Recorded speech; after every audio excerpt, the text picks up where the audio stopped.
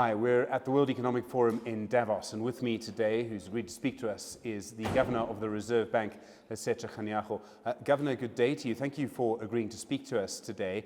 It does seem, and everyone here seems almost agreed on this, that life is getting a lot more complicated in the global economy. Well, life is going to be complicated for most people, but if you don't have uncertainty, then you don't need economists, because the economists have to always try and figure out what ordinary people do not see, try and see whether there are any new trends emerging.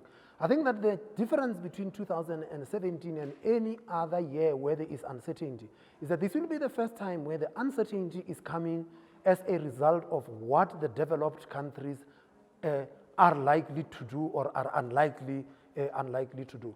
So the big policy uncertainty is that we do not know what the policy trajectory of the largest economy in the world is going to be. There are lots of statements coming out of the US, but we are not clear yet what the policy stance of the US is going to be.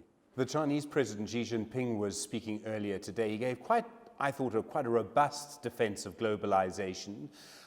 When you look at our economy, do you think, is globalization something that you think needs to continue for us? I think that we have to embrace globalization. I think that globalization has taken the world economy significantly forward than in the era before globalization.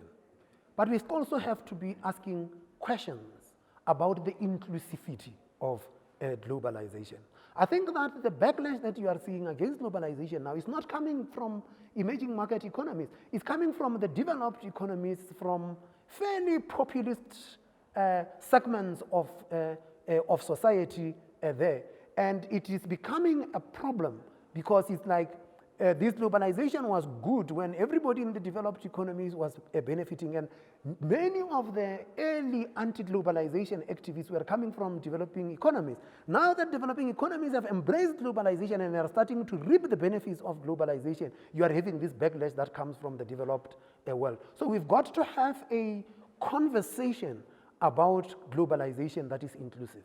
Earlier today, in this room, in fact, the Deputy President Cyril Ramaphosa was talking about 2017, and he suggested that our economic environment will be, to use his phrase, less turbulent than 2016. I think turbulent may refer to something that happened at the end of 2015 in December of that year, but we'd have to ask him. But do you agree? Do you think our economy is going to be in a better shape this year than it was last year? Without a doubt.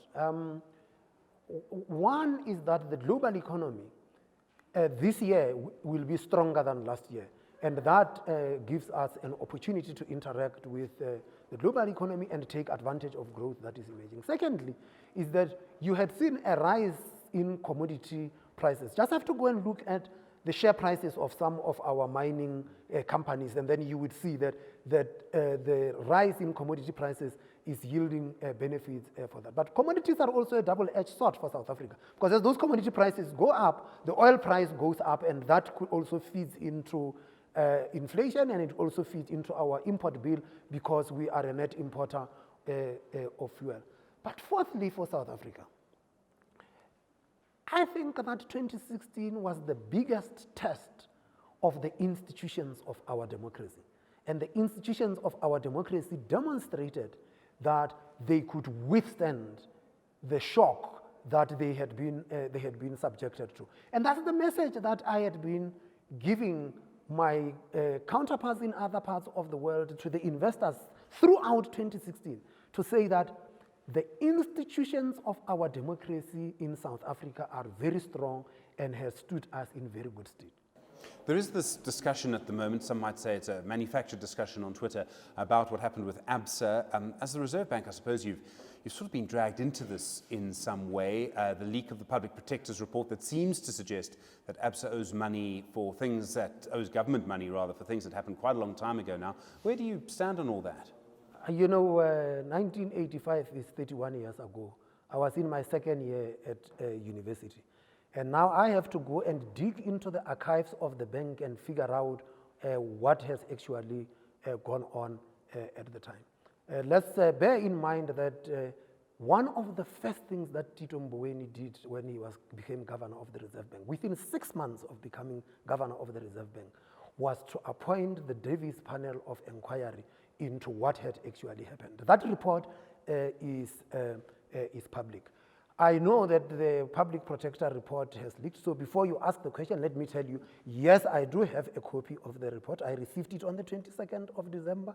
I read it through the holidays. We are studying that report with our lawyers. We do believe that there are factual errors in the report. We are digging into our archives so that we can submit documentation that prove what had actually happened, and then we will submit our comments to the public protector, and hopefully the public protector will come with a different final report, and when that report comes, we will then comment publicly on that report. For now, the provisional report was given to us confidentially, and we will not comment any further with it.